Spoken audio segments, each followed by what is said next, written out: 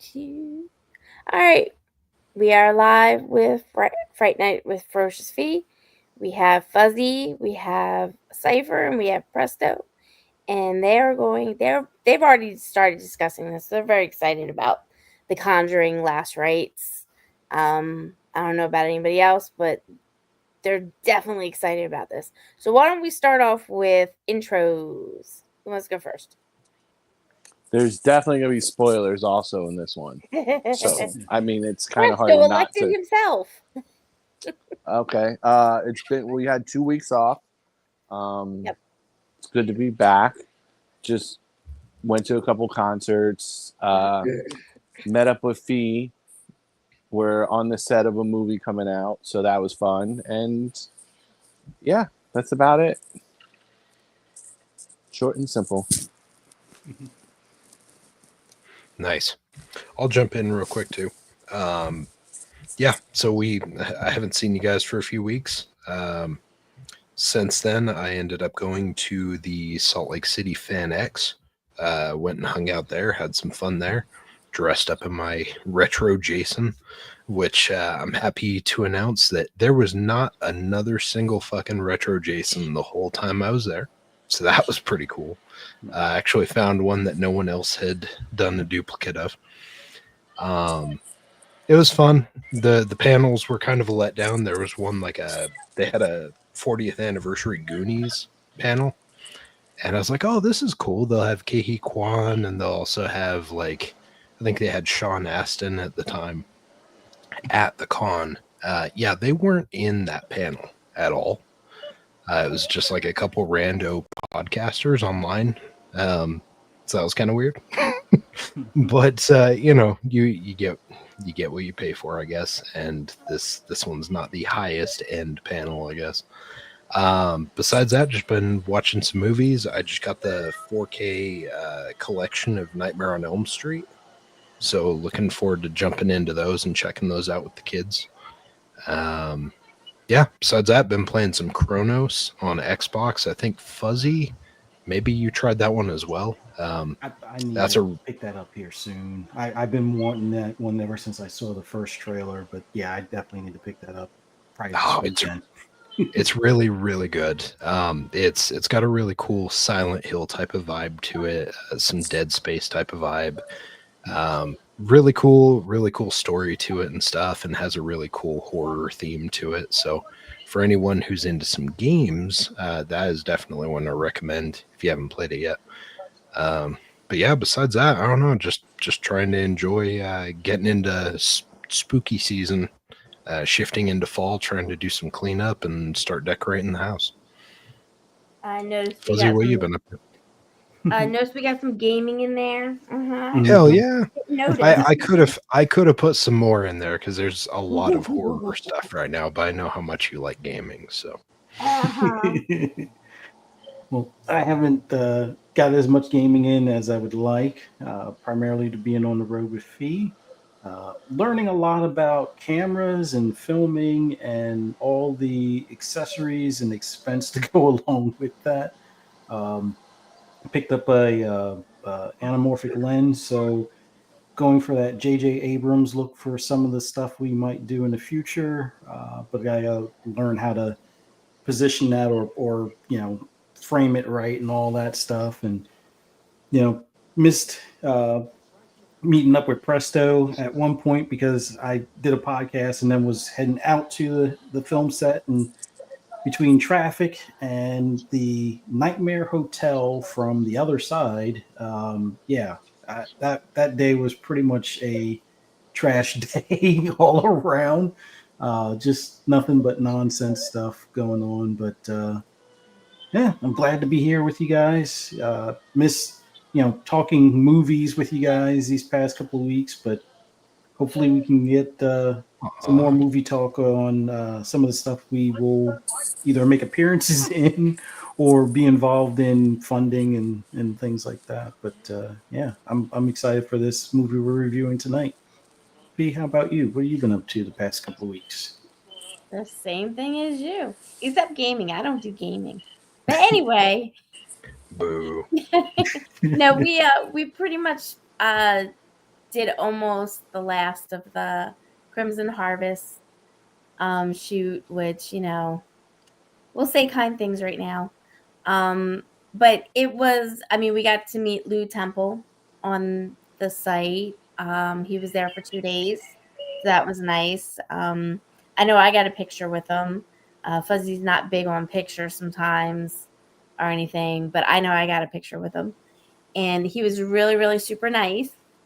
I know he signed something for Presto when he was there, and Presto got to talk to him and everything as well. And then the rest of it was, like any other filming shoot. Chaos here, chaos there, chaos everywhere. A But lot of waiting. a lot of waiting. But guess what, guys? The one actor that never wants to be an actor got to be an actor again. Oh boy, yeah.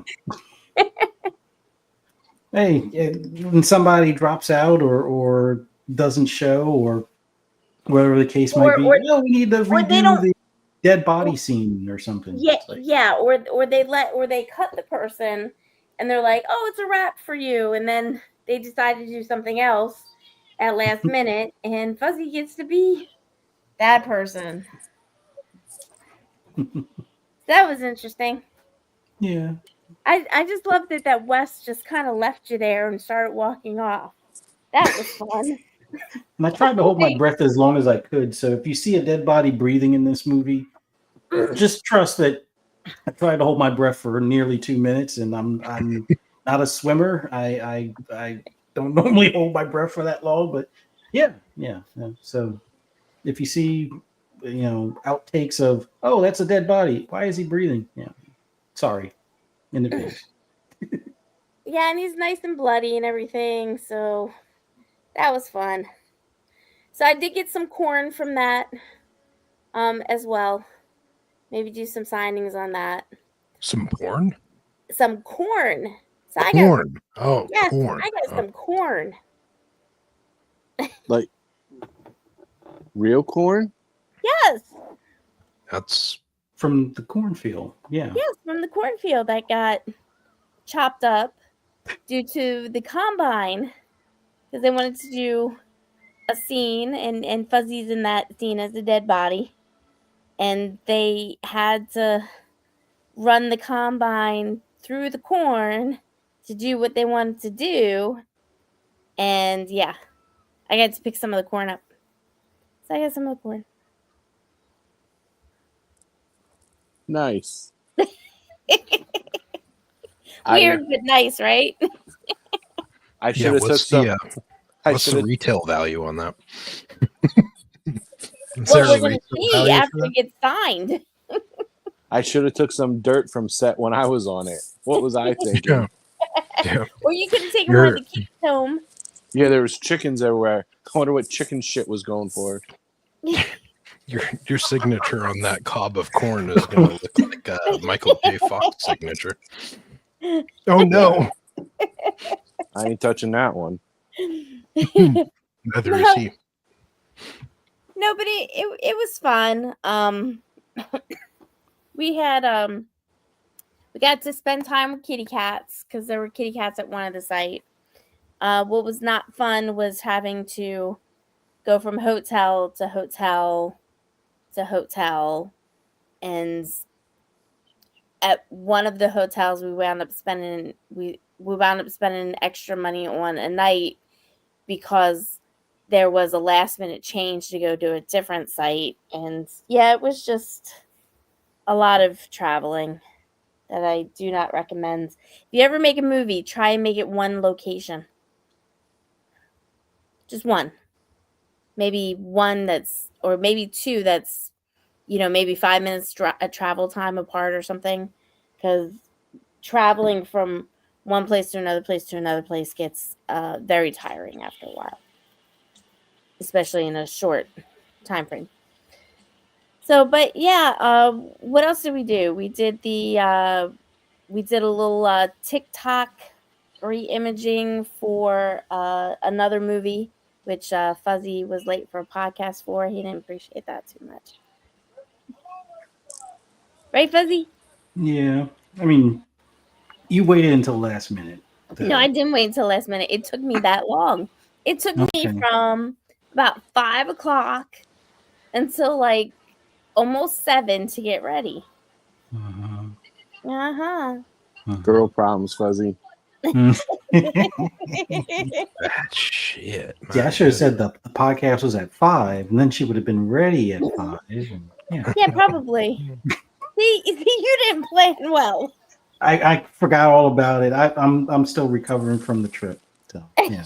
I'm not focused. He's Hey, not the focused. good news is that at least you guys watched the movie before we did the podcast. Yes. That's true. Yes. Now Megan in her defense, she was going to a con already. Lost her phone. Yeah, she's at, what did she say she was at? Something scary con or whatever. But yeah, Scary? yeah, it's something scary. Let me see. Can't remember if she texted me or if she, Mm. I can't remember because we go through like several different we go through conversations on several different platforms. It's okay. We got a AAA panel for the chat this evening, so it's all good. Oh my god. All right. So she said that she's going to Sinister Horror Fest. That's what it's called, Sinister Horror Fest. Interesting. Yes. So Yeah. So I there are so many cons around, I can't keep track of all the names or anything or where they're at or whatever. But she's going up there, um, for the Slab movie that she was in. Like I said, I try and stay within a reasonable area and stuff because Fuzzy doesn't like to fly, and I don't have a lot of time to take off and stuff unless it's during the summertime. And she goes all over the place. She'll go to New York. If there's one out in Los Angeles, she'll take the time to go out there. So she does a little bit more than we do. Other than that, we do have another one coming up, but again, I have to get Diane, and then I have to get all 5 of us to do that one. And I think that's the last one, right, Fuzzy? at least for the year until we start doing our own stuff.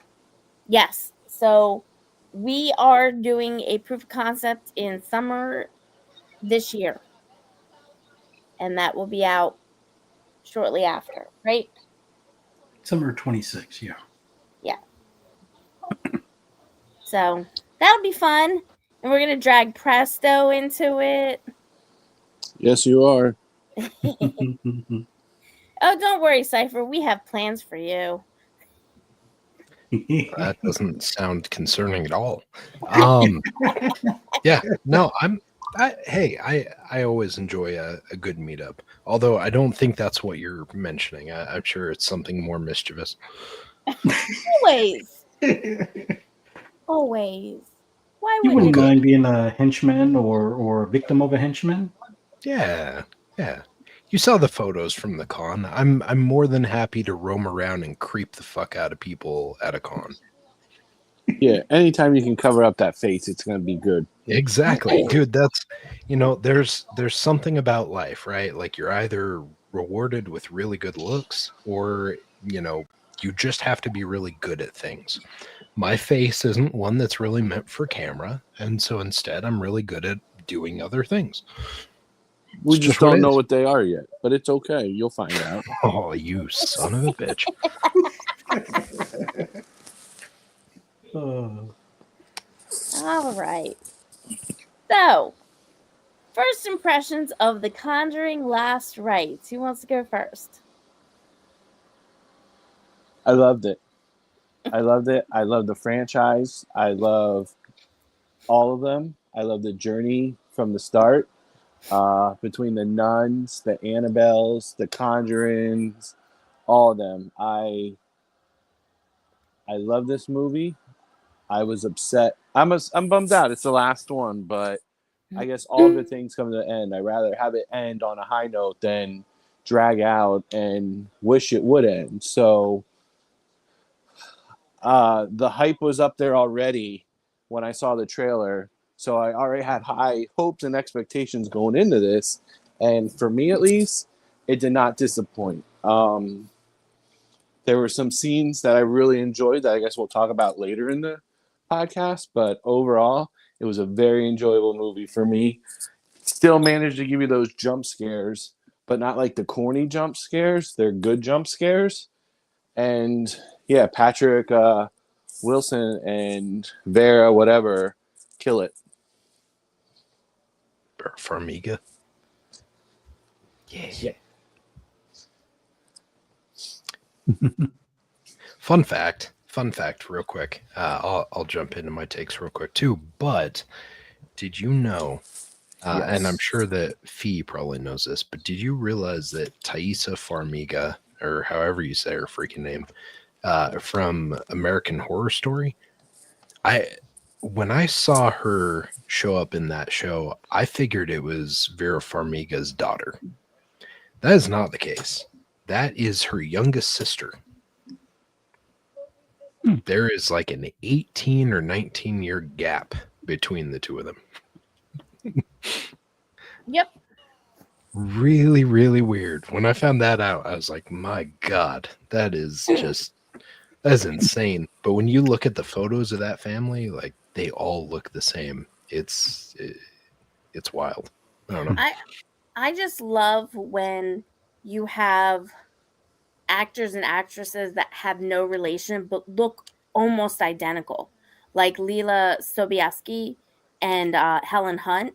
They look like they could Oh, be yeah. mom and daughter, and they're not related whatsoever. That's a good point. I hadn't really thought about those, but yeah, they match up. Huh. Interesting. Yeah, no, first impressions, I tried to just watch the first trailer that they showed us, and I tried not to watch anything else going into this movie. I had already seen all the other Conjurings. I don't think I've seen both of the Nun movies. I think I've only seen the first one. And then I don't think I've seen the Annabelle movies. Oh. Or wait, maybe I saw the first one. I don't know. I know with the Nun, at least when I watched it, I was like, oh, okay, it's an offshoot of this, and it's not super amazing. The The first one Conjuring is is definitely where it's at. Well, there's Yeah. also the case of Lo Llorona or whatever that's part of this series. Oh, that's part of this too? Yep. Oh shit. Okay, well I'll have to snag that too. But yeah, no, I tried not to watch too much from this, but when I saw the trailer, I was like, all right, sign me up. Because even I think at that point I had only watched the first two movies, and I just watched the third recently.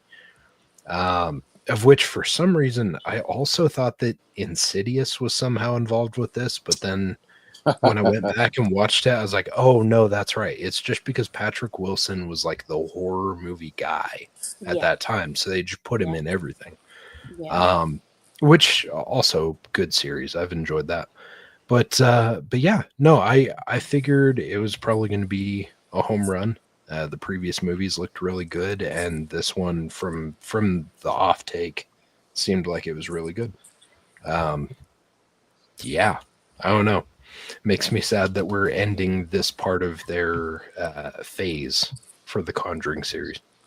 I don't think we really are. I just think that they're gonna pivot a little bit.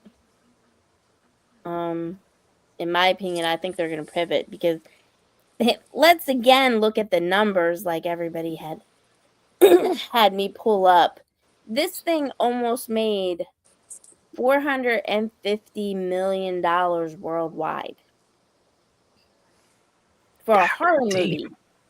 For a horror movie, we know that's a lot. Absolutely. So it was budgeted at 55 million. I'm kind of wondering who took a a little pay cut there because that is as less than the last time, I think. Opening weekend, they made that up in opening weekend plus another 30, almost 30 million. It grossed 163 million just in US and Canada alone. And it's up to 444 million right now worldwide. So it didn't seem like, compared to the previous movies, it didn't seem like they maybe did as much with some of. I mean, it definitely, when you watch it, you could tell that maybe they were able to kind of trim the budget down a little bit. I don't know if the actors or actresses really took too much of a hit. It just seems like it focused. It changed focus a little bit versus the way the other films were. So Well, maybe that was part of it. well, let's look at the actors that were in this.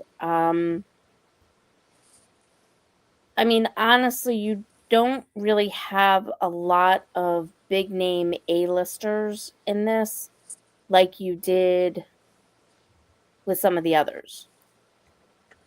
So I'm really only seeing two big A-lister names, and that is Patrick Wilson and Vera Farmiga. Farmiga. Yeah, Farmiga. Farmiga. Yeah. All right. So those are the only two. Mia Tomlinson, she's not as big. Hmm. I mean, she's kind of, I guess, rising. Ben Hardy, kind of rising. You know what I'm saying? Steve Coulter was in this, but he's not really considered to be, an A-lister as an actor. He's more of an A-lister because of his directing and stuff, Mm. and everything. So, I think they were paid, based on their billing as of right now. We all know Patrick Wilson was one of the reasons why we watched this. Am I right? Mhm. And Vera is too. Vera's in a metal band. That's the what? Yeah. She's a singer in the metal band. Hmm. They're God called damn like it. the Yagas. Yagas? Mhm. Check them out. She's the singer though, and it's not Mhm. too bad actually. Interesting. I'm not a metal fan, but I'll listen to some Vera Farmiga metal. Sure. I was Mhm. gonna say give it a shot. You have nothing to lose, and it's weird that like I don't know, she's in a metal band now. Right. Why? Why is that weird? Because it's very, very drastically different from what she's done previously. Yeah. Well, I mean, I guess because, um I think She she doesn't look like actually someone that would be in a metal band. What Yeah. I mean, obviously looks aren't everything, but she looks well, fairly prim and proper. well, I mean, because we've been seeing her as the prim and proper, character that, you know, the Warrens were prim and proper. Let's not say they weren't. The way they dressed was how they dressed. That wasn't a show in the movies. Show just for the movies or anything. So let me see here. The brand new song "Life of a Window." No, sorry, "Life of a Widow." Um, hey, look, A much I've seen some different really, song really right weird. Yeah. I've seen some weird song titles before. Okay, Looking out the window. there. exactly. Okay. Yeah, the Yagas. Bless you. Yeah, exactly. Exactly. So let me post that if nobody has. Let me see if anybody's posted that. Do. So this is their band. That's their band. Okay. But it's not surprising to me. I mean, you know that what's her name? Jada Smith was in a metal band too. No, Yeah, but I didn't know that. Yeah, you- we don't yeah. talk about that one though. It's I'm all just right. Yeah. saying, the weirdest Yeah. people. Yeah, but to be fair, like her kids tried to sing and they were trolls, so that's a little different. And her husband kind of did his thing. Like Yeah, yeah. Did you see it's Will Smith's latest banger, quote unquote? is that when he was in Philly trying to rap with the crowd and they just No, weren't no, having? no, Oh, no. Chat. I'll see if I can find you the link for this, and I'll see if YouTube will let me drop it. Will Smith just recently released a single called "I Like Pretty Girls." Oh yeah. Now, here's the thing about Will Smith singing about "I Like Pretty Girls." Will Mhm. Smith is like 50 something now, Mm-hmm. and all the pretty girls, quote unquote, in this video are like 11 teen.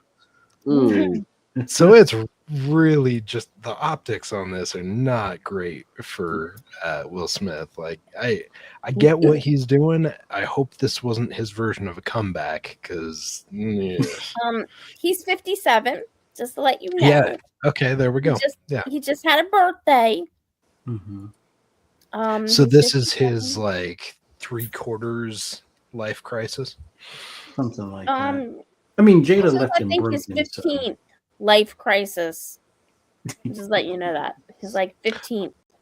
All of his spirit went out of his body when he slapped Chris Rock. It all transferred to Chris Rock. Oh no, I this think he happened lost some of before his then. spirit before that. That's It true. was Yeah, before that's then. true. It was before then. He tried to play off. He was at her red table talks or whatever, and he had really glassy eyes, and they were red, and it looked like he was crying. And he tried to play it off, saying that he was up all night. Drugs. No, he was trying. So he had been crying because she was coming out talking about all their dirt. Oh shit. Yeah, all their dirt. Yeah, That what she he was was not doing. exclusive to Will, Mm-mm. but Will was pretty much exclusive to her. And then when he tried to not be, it didn't go so well. So It didn't go so well. Oh He became shit. the creepy person in the room. Well, yes, that sums it up to I like pretty girls because fuck. Mm-hmm. yeah, that Yeah, song it was a was disaster. not a summertime jam. No, Yeah, no.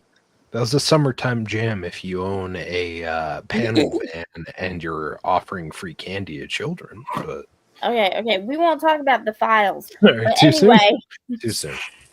Free I'm just Pokemon saying, inside. we're not going there. We don't talk about PDF files on this show. Mm-hmm. No. Yeah. Definitely avoid that. Yeah. So, Fuzzy, how do you feel about this movie? I like these like possessed type movies or supernatural type movies. So I was excited for this one to begin with, and this one did not disappoint. I pretty much figured. Well, I knew it wasn't going to be about the doll anymore, but I they at least got to show it and the collection of stuff that they keep in their like little yes mini museum in their house, which I guess that's the safest place for that stuff. I Mm-hmm. don't know. I think I would want to bury that like 6 feet under in a cement tomb kind of thing. But yeah, no, I was all excited to see what item they were going to have to face against, and like that they give that local Pennsylvania love in their film. So yeah, I was excited for it. So, I liked it, and everything. But looking at the list of everything, of course, Annabelle is one of the favorites and stuff, especially Annabelle Comes Home. But I'm going to ask this question. Out of all of them, we're going to take the Conjuring Last Rites off the list, okay? Out of all of the movies besides the Conjuring Last Rites, which one was your absolute favorite?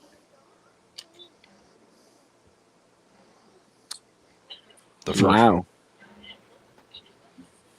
Okay, Cypher said the first one. Yeah. So the Conjuring itself, right? Yes. Okay. What about you, Presto? What's your absolute favorite out of all the list except for this last one?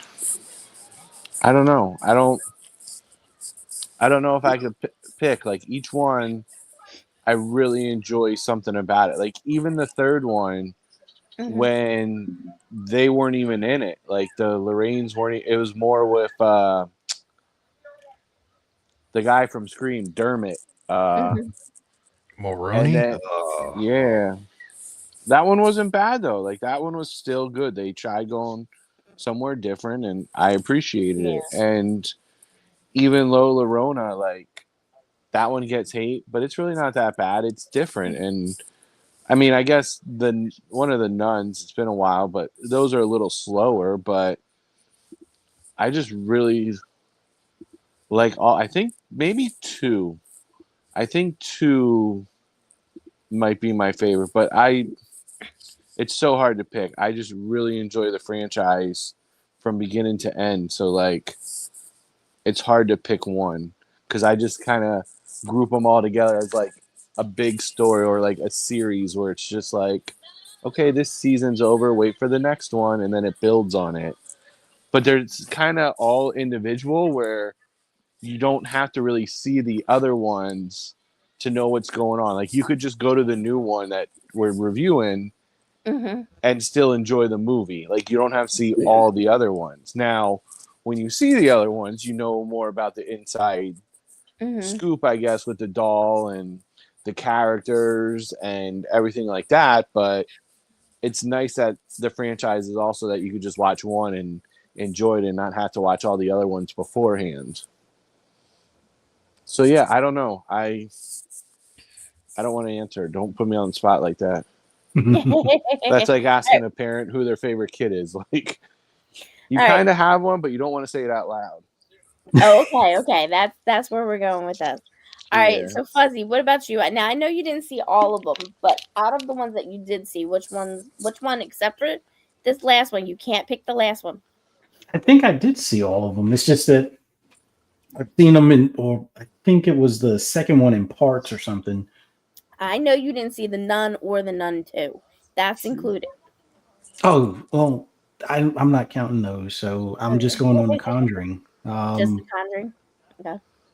Yeah, I You're would getting say judged. the, Oh, okay. I'm Just going the to say Conjuring? Okay. I'm going to say the Conjuring, the first one. Okay. I didn't really decide to include the nun ones because I know they overlap, but I think the first one, because that one kind of got me hooked on the overall franchise. Mhm. So Well, yeah, I mean, without the first one being successful, we probably Mhm. wouldn't have got any of the other ones. So, True. true. So my favorite was actually The Conjuring, The Devil Made Me Do It. Hmm. So now, towards the end, I'm going to ask you again, but I'm going to include this one. So let us tell spoilers. Oh, No, we can talk nobody's excited about spoilers. that. Yeah, we're going to talk spoilers while we talk about it. I figure we could save spoilers for the end if we could, but Yeah. Nah, we're just Yeah. going to talk about it. Save those spoilers. so the opening of the movie definitely set a tone that I know talking with other without giving spoilers away, talking with other people made them feel certain ways also because of the scene at the hospital. I guess you could say that without giving away spoilers. yeah. Um, if you've seen the other ones, at first I was like, oh, this can't happen because this person is in the other ones. But it still made you second guess it. Like, well, was there another one I didn't know about? Like, so that scene was very powerful and stressful to like open up the movie for me. And I don't even have, yeah, I didn't want to give away a spoiler. So, Hmm. uh, it was a very powerful opening scene. I know people say like Terrifier 3, like that opening of that movie was like crazy. It's not that type of crazy, but it does make you feel a certain way. Do you agree? So, so that's what I'm gonna say. In reference to spoilers, you could watch this movie several times and you're still gonna find some stuff. So if we do say spoilers and stuff like that, people are still gonna go out and watch this movie, and I'm gonna recommend it because I can tell right now, like all of the other Conjuring movies, you're gonna watch it repeatedly anyway. It's this is one that you can watch over and over again.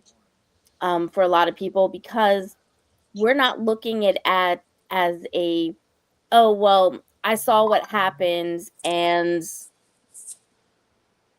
I don't know why that did that because I have it on silent. Um you can watch this thing a lot and you're still it doesn't matter because you can go read what the events actually occurred and everything for this. This is not a made up event. This is something that actually happened. Now, were there some things that were adjusted to make it a little bit more, film friendly and stuff like that? Absolutely. Yes, absolutely. But the premise of it and what you can actually read on this, people probably have read about this before it was even made, to be honest with you. So I think this is one of the things where we can say spoilers. Do we have to say every spoiler? No, but we can talk freely about it because, like I said, people already know the ins and outs of this. They can look up to see what actually occurred and what was kind of, embellished in the movie. Because there were some embellishments. I'm gonna not lie about that because there were. Um, but it is what it is. I mean, the opening scene for this when we're talking about the family and stuff like that and how the haunting started, we all know it was from the mirror because that's actually in the trailer, and I think we can safely talk about that, right? Yeah. Okay, so why don't we talk about that as the first start?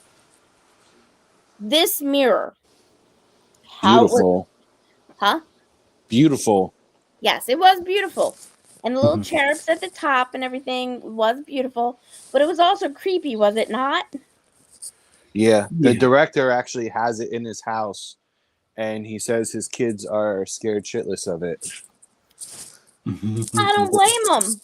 I wouldn't have that thing in my house either. It's a good old historic mirror. Well, yeah, and it's probably not the original one, of course. I mean, why? I couldn't imagine the family. That's the one thing about this is that we have the son-in-law that is now kind of in charge of everything, and he just recently took Annabelle up to Gettysburg, right? And there was an event that occurred. I don't know if anybody read about that, but there was the emergency system in Pennsylvania went a little haywire. It was down for a little bit, and a lot of people were claiming that that was because of Annabelle's presence. Some people are saying no, that's not how it works. And we actually had a medium that we were talking to about that, and she's like, "Yeah, it's not really how that works." So, but it is a good coincidence that it happened, right? And I've heard of other places where she's been to that strange things have occurred as well. I mean, Luckily, you're forgetting that when it was in Gettysburg, the guy that transported Annabelle mhm. just mysteriously died overnight. Like he was perfectly healthy and he died in the hotel room and they found him in the hotel room. Yeah, Like, and I'm not saying that didn't occur either. well, no, it did. Yeah, I'm not saying that, but what I'm saying is that some of the things are coincidence and some of the things are kind of tragic. Um, but without seeing the doll myself, and other people seeing the doll themselves and being near her, it's kind of hard to say whether it's true or not. Because some people, like when we were on the astral paranormal interview and stuff like that, when we did that podcast, some people are susceptible, some people can feel things, some people can see things, and some people can't.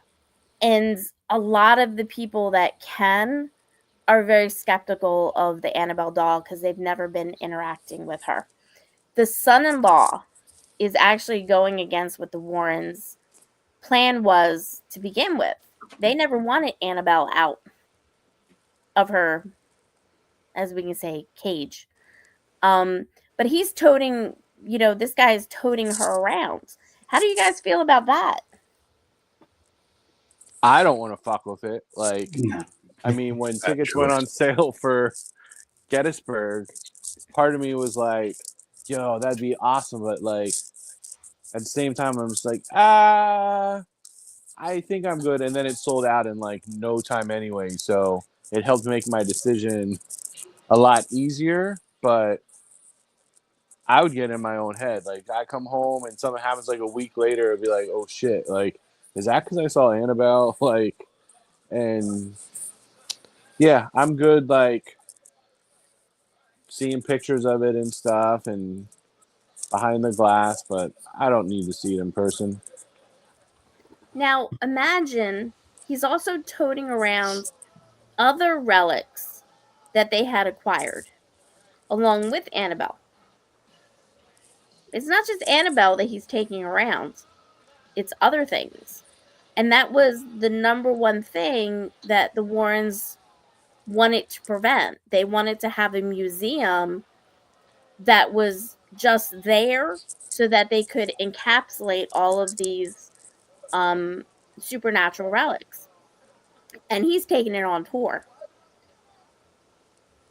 So that's kind of weird, isn't it? Yeah, I mean, I guess it'll be on his head or his hands if all ever escapes.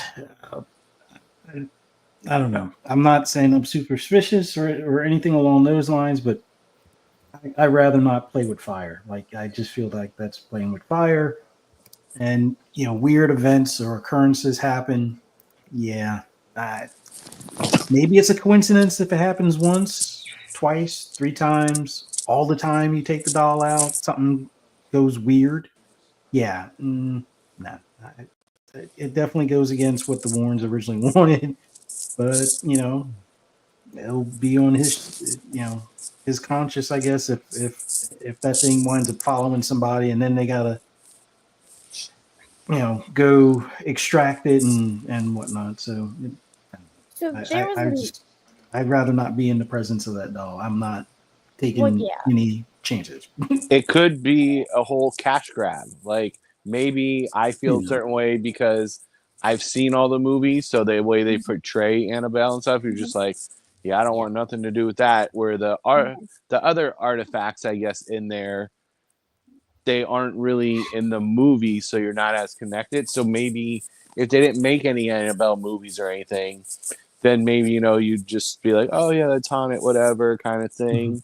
But because I've seen the movies, I'm just like, if that thing is anywhere close to how they resembled in the movies, I don't want to be in the same room as that thing. Like, I don't need that bad juju. No, thank you. Yeah, I'm just wondering because, if you look up the daughter, right? She's been married to this guy since 1971. Well, they've been together since 1971. They actually run the New England Society for Psychic Research, which is basically what the parents had originally developed. And she's just like her mom. She doesn't handle it as well as her mom did, but she has the same, um how can I put it? She has the same abilities. The thing about it is that if she has the same abilities, I don't know why she would want to go around with those things unprotected. basically, because they were blessed weekly by a priest. Well, there's a priest that travels Oh. with them in this show. But then that comedian Matt Rife, is that for real that he bought the Annabelle doll and like That's the what I was going to museum? bring up. I don't know. I don't know if that was a joke, because he jokes about a lot of stuff. True. He jokes about a lot of stuff. I feel like that's something he shouldn't get involved in. Like, Well, I mean, he's I not equipped to. like you're Here, just let's gonna see. buy that for the it factor, like. Okay, so according to this, he actually on August 3rd, let's see here. He announced via Instagram that he and his friend, YouTuber Elton Casty, have acquired the Connecticut house, an occult museum previously owned by Ed and Lorraine Warren. He said he's the legal guardian of the entire haunted collection for at least the next 5 years, which includes the notorious Annabelle doll. So, and they plan to have an open house for overnight stays and museum tours. It's a fucking mistake. Yeah, that's a lawsuit waiting to happen. Yeah. Yeah, so apparently he is an enthusiast of the world of paranormal, and he aims to preserve the legacy of the Warrens while sharing their story and artifacts with the public. Like I said, mean, the son-in-law, so they said for at least 5 years. So apparently he has a contract for 5 years with this guy. I don't think that's a good idea. What gives that away? I'm just saying. So, how much did he spend? Let's see if we can figure it out. So it's just for the last 5. It's just for 5 years, So he's like renting it for 5 years? pretty much. So the Connecticut house's price ranges between 550,000 and 680,000, excluding the artifacts. So he paid at least 550,000, if not more, just for the house. I mean, he's got the money. Well, yeah. I'm just wondering if they got him for $1 million or $2 million. Probably 2 or 3. Yeah.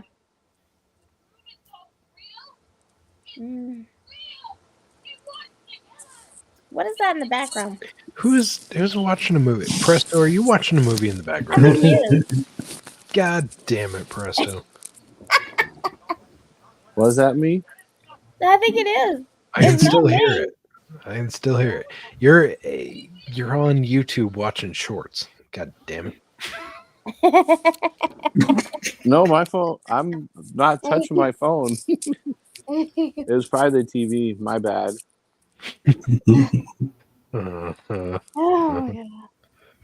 Yeah, but he actually bought it. Well, at least okay. He didn't buy it. He's renting it long term It's for fucking 5 weird. years. I don't know Anybody for want- what purpose. Seems Anybody wholly wanna go there? unnecessary. All right, so we planning a travel trip here.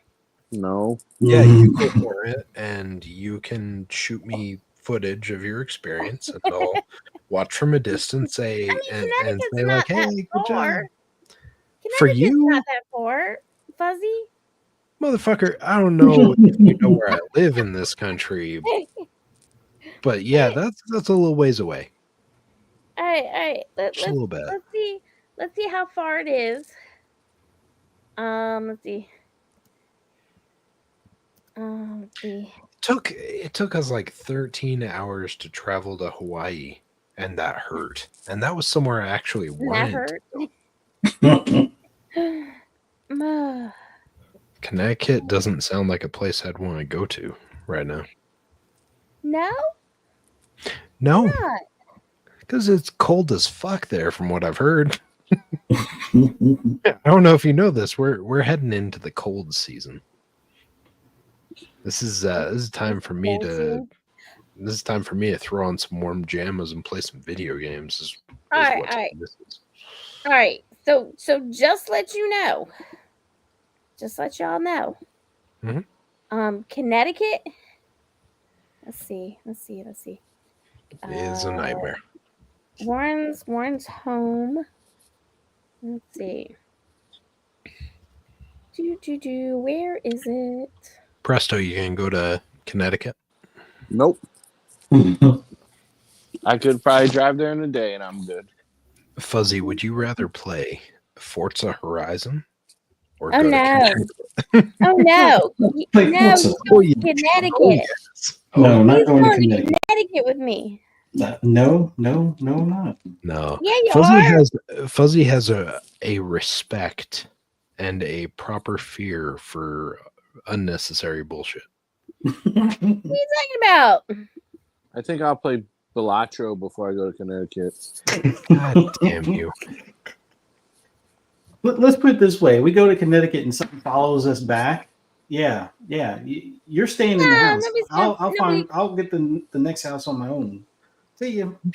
I'm just looking forward to seeing your guys' footage and hearing the stories. Like, Yeah, I'm out there recording, or at least I think I'm recording, and all I get back is static. 7 hours of static. I'm not Come on, I'll trusting. make sure nothing follows us home. I'm not trusting meeting up with you guys and having a meetup at some point after that, because like if you sneeze or if you whisper under your breath, I'm gonna think that you're trying to fucking pass that shit off to me. All right, look, it's I don't only need that. 3 hours and 35 minutes from our house. Okay, Yeah, come on, let's that's go, exciting. So add like 7 more hours. Fuzzy. Come on, Fuzzy, you and me. Let's go. No. I You got mean, this, Fuzzy. We can You stay got this. overnight when we get there. the house that this was based on, this family, it's only like an hour and 15 minutes from me in West Pittston, PA. Mhm. So Mhm. I'd much rather drive there and see the house than go to Connecticut. But that's a clean house now. That's all gone. It's clean. We don't Okay, want but clean houses. It's still the house that it was based on. Like, still something cool to see. Well, yeah, I'm not saying it's not cool to see. I'm just saying the Warren's house is better. Come Okay, on, let's take a road trip. no one's. You can spend time with man, Fuzzy. take a road trip. Yeah, you can spend time with Fuzzy. I got this stuff going on the next 3 months. I can't. Interesting. You know, while you're at it, and while you're going visiting like haunted places and stuff, like you could always go to some of the other ones while you're in the area, right? Mm-hmm. May as well. Exactly. May as well. I mean, And- that stuff. Like, I am go to the fascinated. Amityville house. Go there while you're at it. I mean, we can go there too. Yeah, why not? So when I have tours there. when I go to LA in like 2 weeks, one of the filming locations is the Poltergeist house, Mm-hmm. Oh shit. which I actually heard you could spend the night in. Like, it's a couple $1,000s, but you could spend the night in the Poltergeist house. Now, it's enough bedrooms that, like, if you split it between like 10 people, it actually wasn't like that bad of a price per person to stay in the Poltergeist house. Like, I also looked, I'm going to LA to go to the Scream house, and you could also spend the night at the Scream house. I think the week we'll be back, but there's like one night, and it's like $600 a person, but there's only like one real bedroom, and then it's like a college dorm. They got like this big room with like 4 beds, So you'll basically be like sleeping in the same room with strangers, which is really weird. So kind of opted out not to do that because Well, that'd be you weird. you can go to the Friday the 13th, the actual campsite, and stay in the old cabins. That's pricey too. Hey, fun fact, that's apparently like a kids camp Yeah, now also, which is yeah. super weird. Well, it's a Boy Scout camp. That's fucked up. Yeah, we were there for the tour. Me and Fuzzy went. We were supposed to take one of our kids, and last minute he decided he didn't want to go. But we did the extended tour, and they were talking about the overnight and stuff. So you can do overnight in a tent, or you can do overnight in the cabin. God, you could have taken me. Shit. I get it if the kid doesn't want to go, but I would go. See, Fuzzy. Yeah, but Piper that's would have different. gone. That's Crystal different. Lake. That's Yeah. different. Yeah. That's Crystal Lake, not based on real events or supposedly quote unquote real events. Well, neither Yeah. is Scream. Yeah, but It's that's fine, but Yeah, but I'm not. I'm not going to like a serial killer's house or anything. It's just a movie house. yeah. Well, yeah. It's not like I'm It's going a in little and it's possessed or something. The whole house is haunted. Like exactly like it's a little different No, if you're like, hey, by the way, a whole bunch of people Conjuring. died. A whole bunch of Oh, people come died, like this on. horrible death down in the basement. But don't worry, it's just fine. It's been cleaned. Like, fuck that noise. If it's a fake thing, then sure, like I'm all for going to it. It's like when I went to see the Goonies like sets and stuff this summer. Yeah, it's cool because it's not real. If there's even the potential of my ass getting haunted, you better fucking believe I'm not really interested in that. Yeah. Mm-hmm. It's I all got fun and shit to do games when you besides go to a dying. place you could get like hats or other memorabilia, like a coffee mug. But when you Yeah. go to a place where the stuff is haunted and you get a coffee mug, you better hope that that's not a haunted coffee mug. Yeah, like I'm not Just bringing that mug with me. I'm Oh my donating it gosh. to my mother-in-law. Scaredy Donating cat. it, I'm donating it to my mother-in-law or Grandma Dottie, so that way they can take the curse. mhm. Scaredy cats. And this No, don't make me call you out. Talking about What? scaredy cat. What? Night Hey, light what? look. about preservation. I'm gonna tell you. I don't like to be in the dark, and I have a nightlight. But in my defense, no defense. the Nope. first time I saw a horror movie was when I was 4, and I have hallucinations. So that mixture does not go very well. So And let's go so to a then your haunted house where the solution is to go to hallucinations will actually come to reality. Yeah. yeah, exactly. That's Yeah, your solution sure. is We can oh, do I that. these horrible things and let's go do that now. Like what the I'm fuck? well prepared. I'm well prepared. As long as the lights are on, I'm well prepared. Let's start small with the haunted theater later this month and see what happens. Like you already know, like I told you, I'm susceptible to that crap. So yeah, we'll see. And if I We'll get see. a like the hair on the back of my neck, Uh-huh. raising up or whatever, yeah, then that's it for haunted places for us. Yeah. Mhm. Yeah, so Matt Rife did purchase the rights temporarily for the Warrens' home and their collection. Dumbass. So, for So when 5 he years. disappears, we know what happened. Yeah, exactly. Or his Or when friend, his career goes downhill. He magically just falls down a set of stairs and breaks like the majority of the bones in his body. We understand what happened. Mhm. Oh, wait a minute. We have a request. So Oh, go shit. to, What? I guess that's Kentucky Waverly Sanatorium first. Mm. Okay. Yep. You guys go ahead and do that. Presto and I will wait for your footage so we can watch it and we will listen to you report back. All we gotta Yeah. do is go to Pennhurst.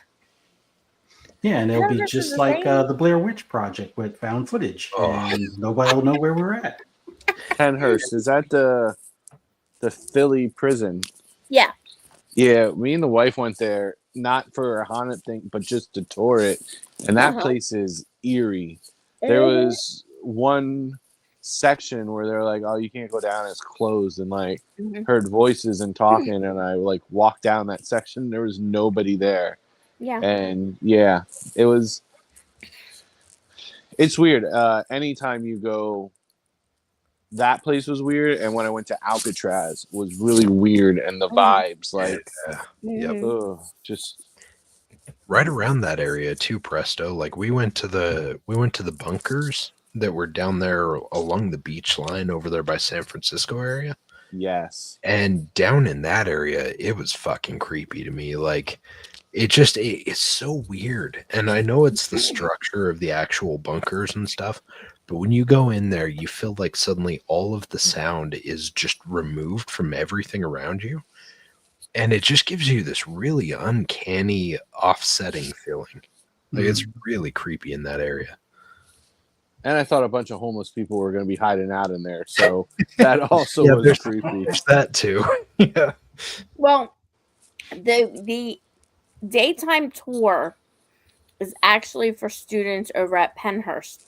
So, I mean, anybody can go into the daytime tour and stuff, but their focus really is about the history of it rather than the creepiness. But you still feel creepy in there. But at nighttime, when they open it for Halloween and stuff, that's when they, bring out all of the actors and everything, and they do a couple other things. But it has gotten so much of a cash grab. They're selling packages that are like 2 or 3 or even $4,000 just for one person. What?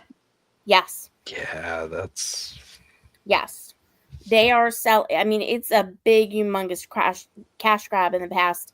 I want to say I started seeing those prices back before the pandemic hit, when they started doing the VIP stuff over at what's that one? What's that other one that we used to go to?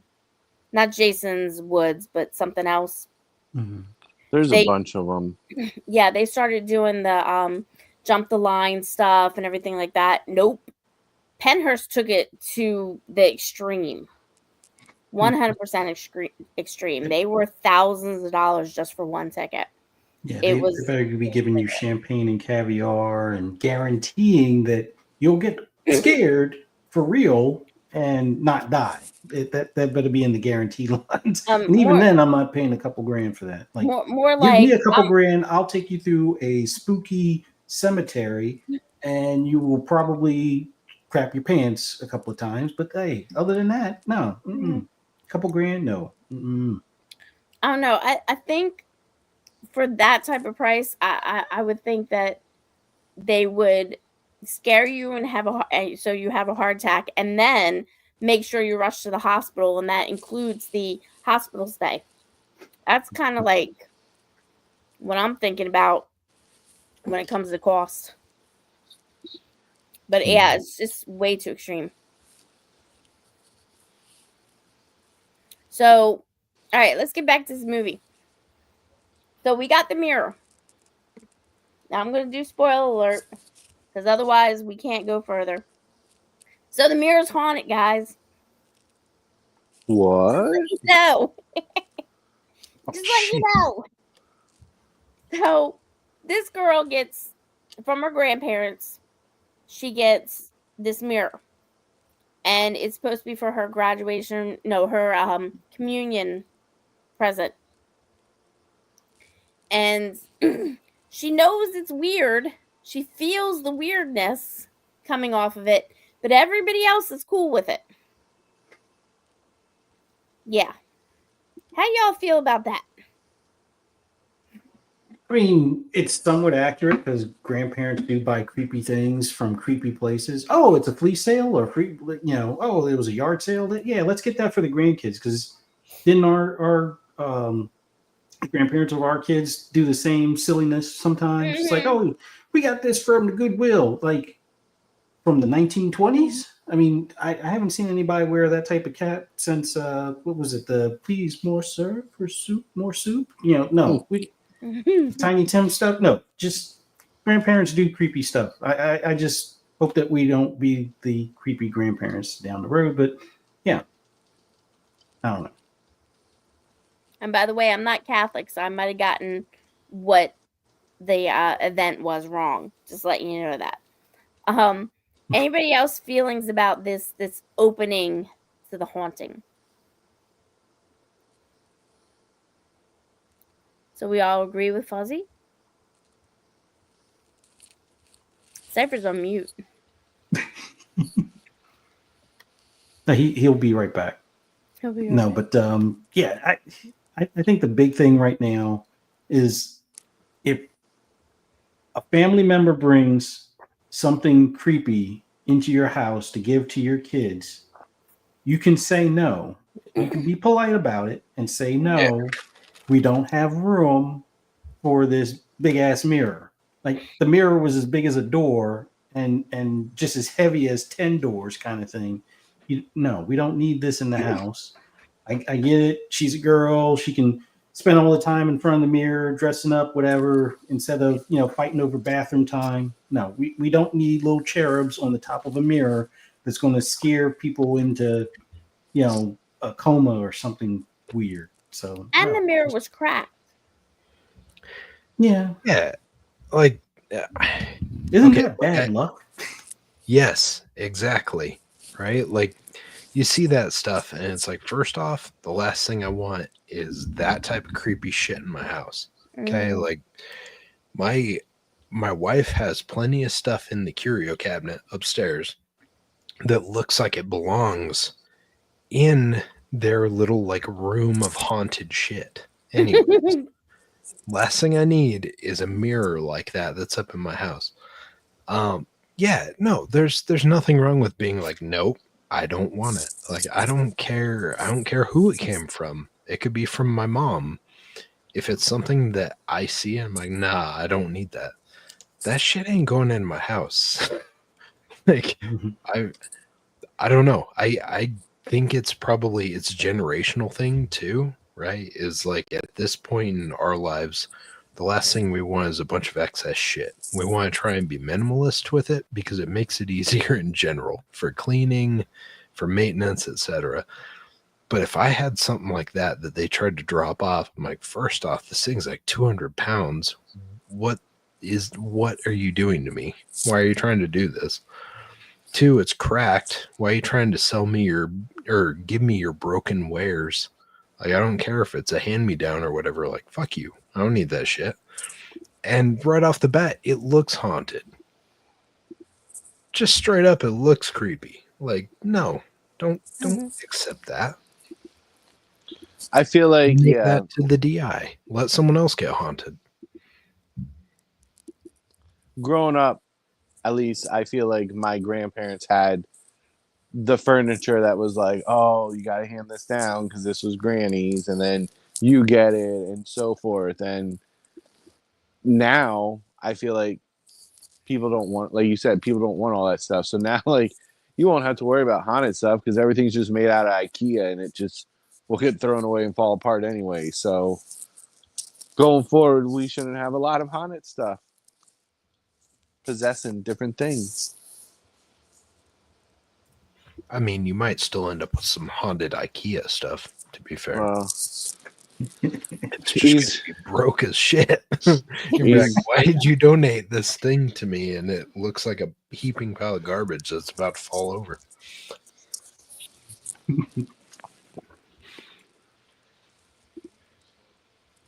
I just imagine a wobbly IKEA table or chair.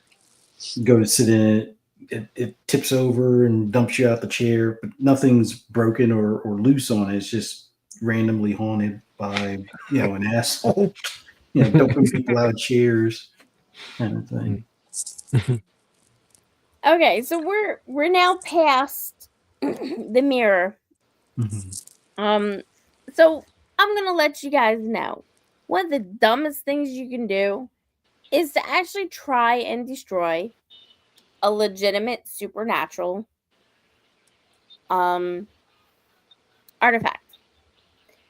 If you destroy it, you do one of two things. Number one, you anger it and it comes back right back into your place. Or two, you wind up letting something out. Burning something, breaking something, it's gonna let something out. It's gonna anger something. So that's exactly what happened, of course. Now, how did you guys feel about the escalation? I mean, I Realistic, feel. not. I mean, I don't really have anything to compare by in person, so. Well, But compared to the other movies. I feel like it escalated the way I felt it should. Um, the scene when the mom, is it the mom was on the phone and then, or the phone was in the closet and the closet was turned off in the beginning, and then she turned on the light and no one was in the closet, like the walk-in pantry. Mm-hmm. That was fucking Yeah. creepy. Yeah. That, like you said, I watched it and then I watched it again, and I still got the same vibes as if I didn't watch it. They just have a way of like doing stuff. Gets me, man. Supernatural stuff is probably the creepiest stuff to me, at least. Like, you have horror, you have jump scares and everything, but just those like paranormal activities, Conjurings, even Insidious, like those movies are really solid. I really enjoy them. We just watched Insidious 1 and 2 recently again. I was just Mhm. like, I forgot how creepy these are. Like, holy shit, man. And yeah, I mean, like Silent said too, we love watching horror movies all the time in this house. But just when you could turn on TV and they're on cable now and stuff, it just warms my heart.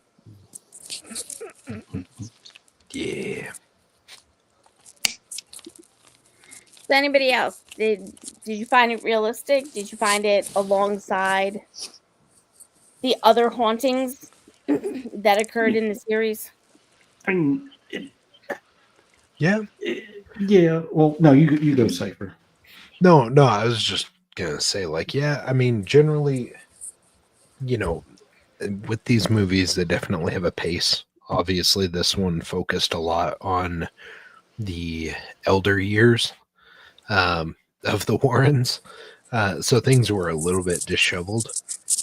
But even then, still, like when they're focusing on the family and what's going on, I feel like they did a good job at the pacing for it.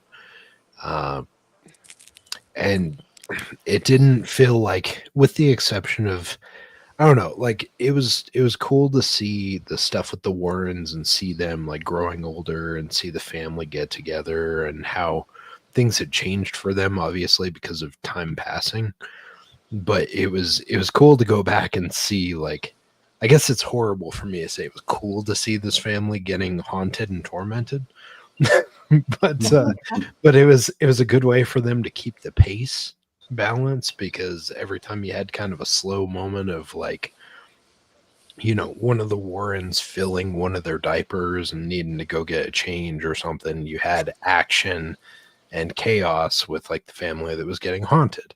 And so it worked out. It was really cool to see that balance. It was a really intense change when they tried to actually get rid of the artifact. Um, I feel like that kind of flipped it, and it suddenly went way faster once that happened. I Mhm. don't know if it's just because I was more engaged at that point, but it pulled me in a lot more at that point. So Sorry, Fuzz. this particular one focuses it winds up focusing more on the daughter, because we find out that there was a connection to the demon and stuff like that was in the mirror. um we have heard many times in the series that um they've already been pushed several times. I mean, father has had a heart attack. This is after his heart attack that this occurs. He's not even supposed to be doing this stuff. And then mom, she is, um, she's already had at least two major scares. Once with one of the guys, she actually saw a pretty bad demon and stuff like that. And then of course with her own child, because her own child was born stillborn. But that was, something dealing with, a demon attacking them and stuff. So this is where it kind of lost me, is that I understand, the one death that occurred and stuff. Um, you know, but the thing I'm not sure about is usually demons don't go after or don't lure mediums in. That's just something I've never seen before. So is that realistic or not? I don't know if that part's realistic. The one thing I will say, as far as what you were talking about with the escalation aspect and the daughter, or the not the Warren's daughter, but the family with Mm-hmm. the mirror and stuff, kids aren't going to know to not destroy what could be possessed and know that that's going to, escalate things. I mean, that made breakfast rather interesting, coughing up, blood and glass and whatnot, and not actually dying from it was probably the bigger miracle. But I think the bigger thing is, if you know something is terrorizing your family, Mm-hmm. or you suspect that's terrorizing your family, even though you may not have experienced it directly at that point, it might be time to listen and move. Like, if it's just one child saying it, okay, I could see, oh, it's monsters under the bed, no big deal. But you got all your daughters saying something, your wife is saying something. Mm-hmm. Um, the father of the family, he just seemed like he was like, nope, we ain't moving. I'm still paying on this house, and we're gonna have to suck it up. And the demon's just gonna have to take a chair at the table, kind of thing. After the stuff falling down on the table, I guess part of the ceiling, and scratching your Mm-hmm. daughter's face, and all the other randomness stuff. It took him being choked out of bed and levitated before he actually, I guess, decided to, like, yeah, we could use some help. But, like, as far as the demon versus medium kind of thing, I think if you're gonna, and this is, I guess, where the Hollywood movify stuff comes into play. If you're going to make this like your listed last in the series, even though you might have spin-offs or prequels or what have Mm-hmm. you got to do something a little different to kind of turn or tie the whole story back in, kind of thing. So is it realistic? Probably not, but I think it kind of worked for the movie plot if you just go in for the movie aspect, as opposed to what the Warrens have actually encountered and things like that. I don't know. It worked for me as far as that's concerned. That disbelief aspect. It's like, yeah, you know, normally mediums are the ones that are like, oh, they're brought there by, not necessarily the demon, but people experiencing what the demon's going through. And it's like, Mm-hmm. usually the demon either hides or goes all out when the medium shows up to get them out of there before they get confined or what have you, kind of thing. But I don't know. I didn't scrutinize that aspect too much, I guess you could say. Anybody else? Huh. I guess. Go Oh, on. sorry. Oh, I No, was go gonna on. say. I guess I agree with Fuzz about that. Um,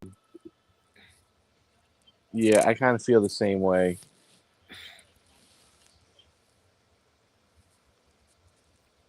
Fee, is this one of your plot holes kind of moments? It's not a plot hole. I just found it very cheesy. In a way. It Okay, so here's the thing about Annabelle and about the other Conjuring movies and everything like that. At the end, of course the family has been saved. And there have been Christian themes throughout, but this one was kind of over the top. And I'm just wondering if the Warrens weren't, when they were consulting on these films, weren't a little reserved in how they did things and how they were consulting to kind of make it feel more about the supernatural and less about any particular religion. I don't know if they really consulted. Like, I think he died in the early 2000s before any of the movies came out. No, no, she consulted. She definitely consulted. And I know they were talking with film producers way before he passed away. Because they talked about it. They that was the whole reason why she was in the films, in like the audience, when they were at the colleges and stuff like that. She was literally sitting there. She was part of the films because she was a consultant, and that's kind of what they agreed to with her, because she said she wanted to be kind of there in the film and have her presence there. But yeah, she definitely consulted, and I know they were talking before, because they had been talking all the way back when their first book had come out, because everybody wanted to, even in like the 90s, people wanted them to actually produce a film about this, and they were like, okay, we'll do it based on case and everything like that. I just don't think they thought it was going to get this big. But you guys saw her in the audience a couple times, right? No. Yeah, so Nope. so in The Conjuring, she's in one of, remember when the mom comes in and she's like, sitting in the lecture hall, and Patrick Wilson and Vera are sitting there, standing there talking and stuff like that. And then she comes up to them afterwards. She, Warren herself is sitting there in the lecture hall as well. You guys didn't notice that? Wasn't looking No. for it. You weren't looking? Well, now you're going to go back and look. She's there. She's been in a couple of them. It's not like it's not like the Marvel movies where you've got Stan Lee coming in and being like, Excelsior. Like, No. just the presence of someone I'm not necessarily going to be looking for. And she's dressed in her normal attire, like she would have walked around every day. That's why she was so so noticeable to me, because she looked like grandma sitting there in the lecture hall with a whole bunch of kids. She stood out to me. I don't know why she didn't stand out to anybody else. She just said she's better than us. There you go. Yeah. Yep. There's another one of those 7 out of 10 ratings right there. My deductive skills are 7 out of 10. No, I'm just saying they did consult. And I just think this last one, after she passed away, I think this last one was actually the son-in-law that might have been consulting rather than the daughter, because while the daughter, I understand, has not welcomed her gift as well as her mom did, she wasn't totally afraid of it. So, yeah. I mean, I didn't do a lot of research on the real families. I know they definitely do the movie magic and embellish a lot of it. So how close these cases are, I don't know. I do know I like the movies a lot, and Mhm. they're based more on true events than like how they stretch other movies where like, oh, this is based on true events, and then you look it up and it's like stretching the truth with like the based on true events part. Like any movie can say based on true events because you could like find a loophole to say, well, this is why it's based on true events. This is like, nah, this is for real.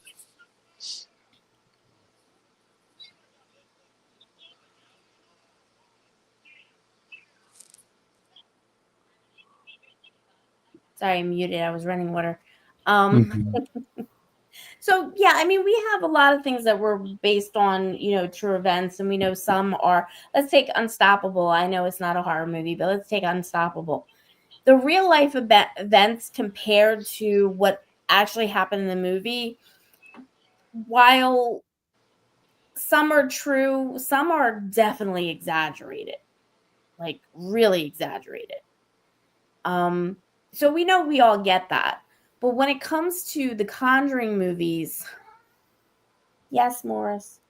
When it comes to the Conjuring movies, they've actually been pretty decent about not embellishing as much, which I liked. Even with the whole Sinister movies. Um, and what was the other one? Insidious? Insidious. You have the Sinister movies, which has a lot of over the top stuff in it. Um, but and that was based on not really a particular uh religious icon in the past and stuff like that, a demon icon in the past, but it was molded together from several of them. So there was some legitimacy to that kind of, story. And then you have Insidious. Insidious, yeah, while it kind of seems a little more fake than others, there are some elements in there that have been, talked about for centuries about, sleeping and about, being free from, your from your body and stuff like that while you sleep. That's not a new thing. Um, but I thought the Conjuring movies were at least close to not being as embellished as the other ones. And I just think this one kind of went over the top a little, especially at the end. What did we all think of the ending? I loved it. You loved Uh, it. I I loved You're biased. Anyway.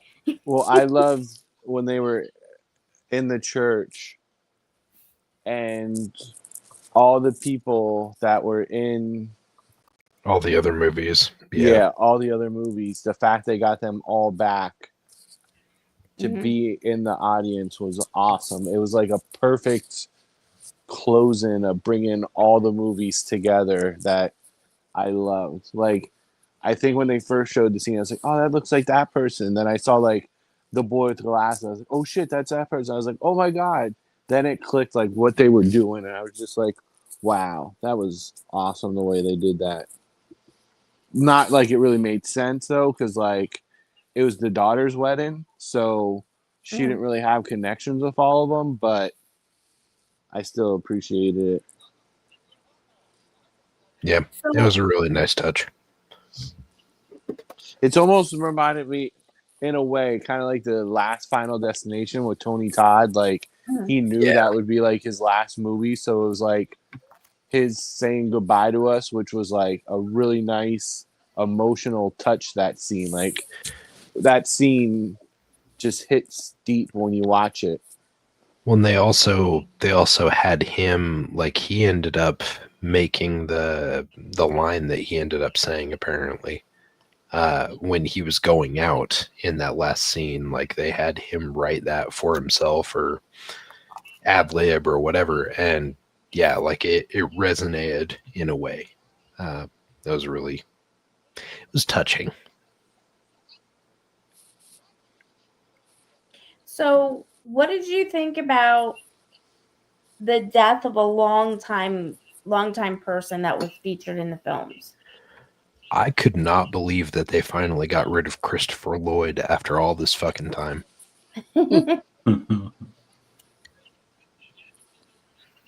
So here's the thing. He actually did die around that time in real life. Who? The actual person that was their partner, basically. He did actually die during Oh, yeah. Okay. the Sorry. snarl. That wasn't made up. Okay. So he did die, but I can't seem to find how he died. I don't think it was The way that they showed. yeah. I don't think Yeah. it was. Sorry, I I forgot about that for a second, but yeah, no, Yeah. that was sad.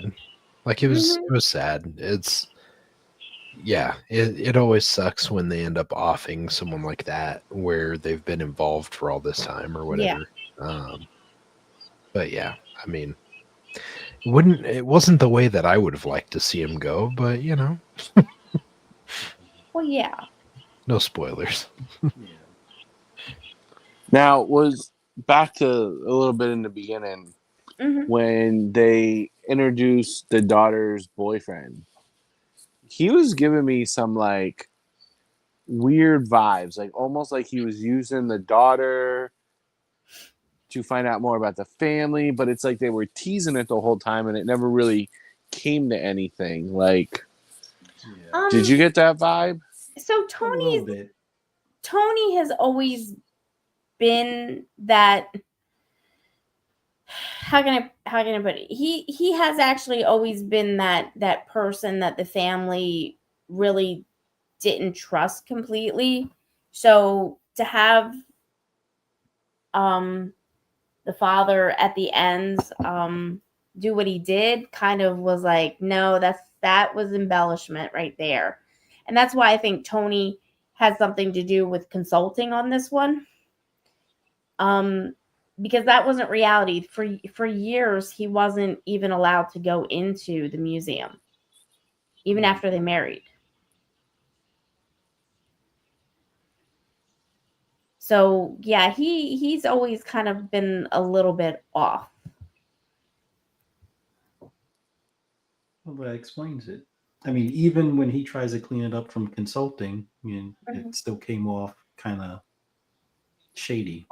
Yeah, because remember, there has been a long standing where that museum has only been opened to maybe some skeptics that the Warrens wanted to kind of, get over to their side, some, experts or whatever, and also a couple of reporters. They didn't have tons of people running in and out of their house, let alone that locked room. And Tony was not one of the ones that was always helping them. I think he took over afterwards. I think he was, of course, a fan.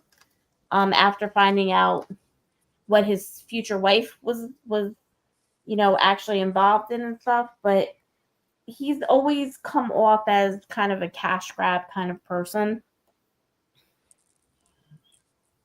So that And explains a lot today. yeah. Because did you ever hear about the Warrens taking Annabelle on the road? I think they took Annabelle to one late night show or something. Mm-hmm. Yeah, and that was the And last time they ever did that. yeah, because it freaked everybody out because it started rocking the chair by itself or something. Yep. They were like, no more. We ain't taking this anywhere. Not at all. But no, he wanted to do that. He had plans and stuff like that, and I don't think Mr. Warren was happy about his future plans. And I know they willed everything to their daughter, but of course, that's the love of her life. She's been with him since 1971. You get swayed, right? Right, Fuzzy? Do what, Neil? You get swayed somehow, don't you?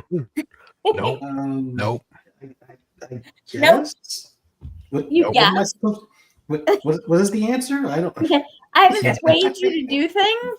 You just start poisoning the like- coffee slowly.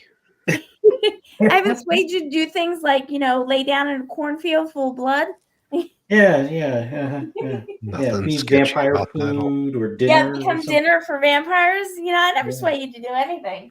No. Yeah, drink this. It's just red wine. It's not blood. Don't worry. I've persuaded her to go to events that she has absolutely no interest in. Because me being the NASCAR fan, she's like, "Oh, look, another left." Yeah. I'm like, "Really?" Yeah, but Fuzzy. Let's keep it a buck here. They're not donating any people's lives on altars or anything at NASCAR. True, very true. It's a little different. About Although we may have been witness to a tragic event that may or may not have Yes. other implications. I'll just leave it as we were at Daytona in 2001. yes. If you're a NASCAR fan, you know the rest. But yeah, So that's where they came up with Final Destination 3. Yeah, Or- that's what it or- is. yeah, pretty kind of, sort of, yeah. So yeah. But besides that, but yeah, I think I don't know what the Warrens had expected after collecting all that stuff anyway. Like, what were they going to do with it after their death? I mean, I don't know if they were really collecting it. I think they were just trying to keep it safe. Like, Well, yeah. I don't know. I don't know if they had a backup plan or were hoping their daughter would just kind of take it over and it would stay in the family and kind of go from there. But I think that was originally the plan. But, when you marry an outsider that doesn't have the same vision, things get complicated. Yeah, but aren't they? Doesn't the daughter and the husband do stuff now together with this stuff? She does, but imagine being with somebody since 1971. Now I know me and Fuzzy've been together since 1997. Well, actually 1996. No, 1997. Yeah. Yeah. Since 1997, we've been together, and that's a long time. But they've been together since 1971, and it's what? 2000s, right? 2025. Yeah. It's well into the 2000s. Yes, it's the 2000s. Well, he died early 2000, so it's not like you count that extra 20 years. No, I'm talking about No, So the daughter talking the about daughter. the daughter. Yeah. I mean, the daughter was dating him in 1971. So they're really, clearly really up there in age. Yeah. Late 60s. I don't know if they have any kids that I don't know. that they're interested in continuing the legacy. I feel like something like that, you really don't have a choice. Like, if your parents are doing it, it's like your responsibility. Yeah. Man, that's a lot of responsibility. Yeah. Well, So Judy Warren is age 75. Okay, yeah. Yeah. So she was born 1946. God damn. And she married.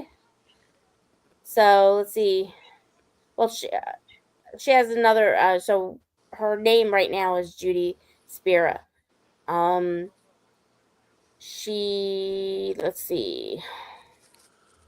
Let's see here. So I mean, she's 75. That's I'm not seeing. Okay, so let's see. Edward was her father. Lorraine was her mom. She doesn't have any brothers or sisters. Her husband. So married Tony. Spira. Doesn't say what date they married. And he's a demonologist.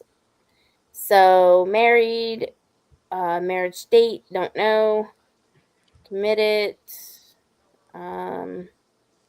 She dated him, and I'm not seeing any children.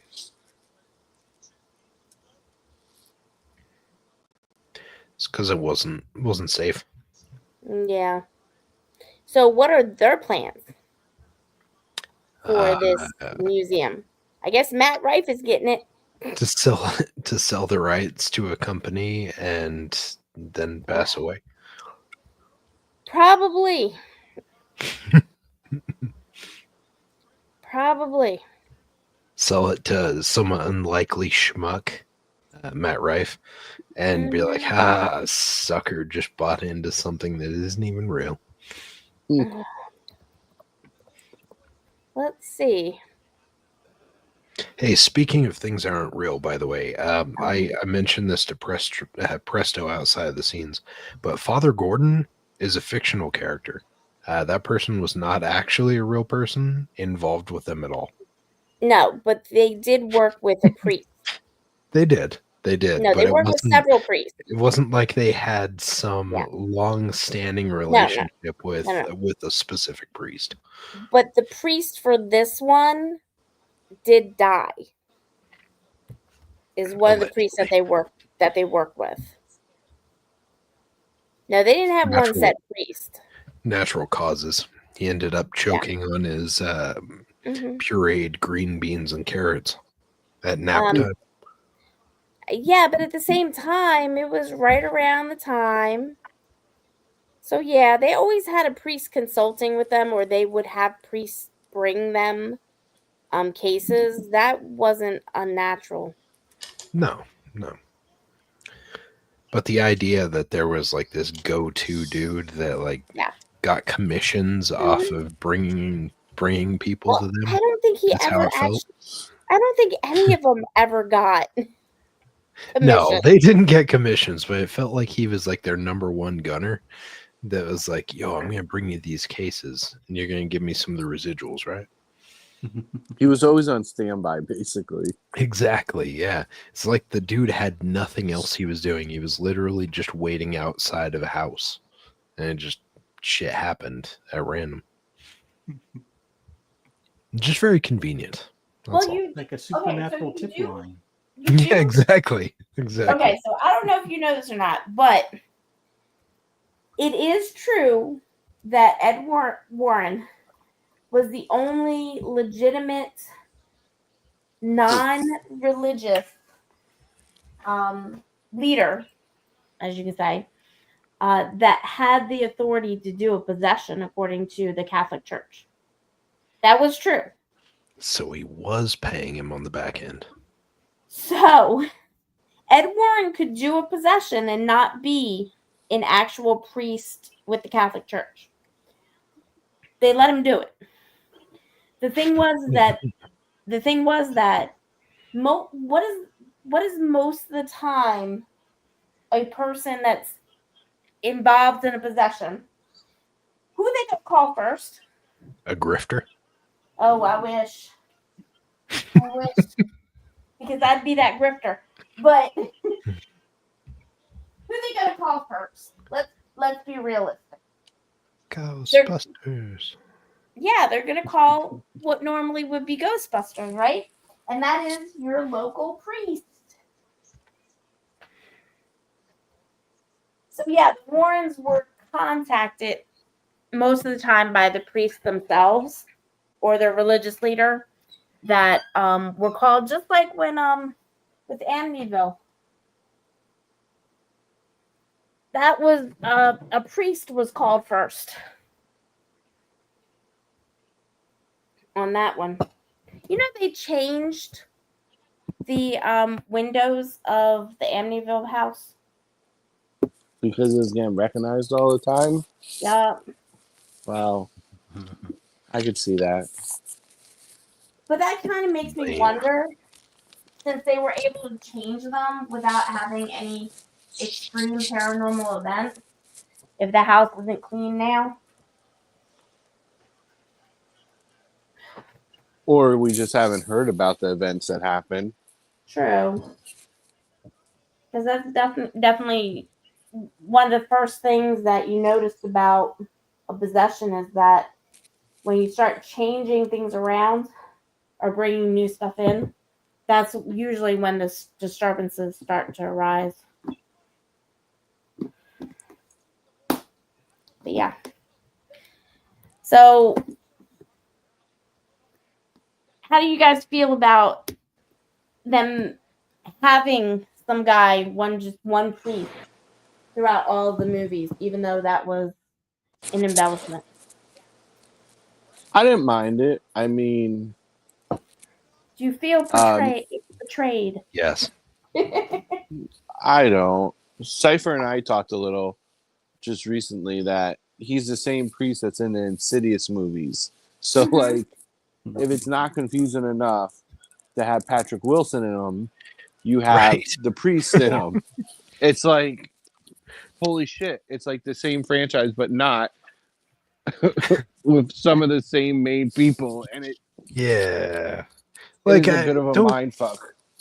Yeah, like don't get me wrong. Like I was happy that Patrick Wilson was in Insidious as well. But Mhm. yeah, when I was thinking back about it and watching through those and stuff, I was like, oh yeah, that's right. That couple was in it. And then when you go back, you're like, oh fuck, nope. Nope.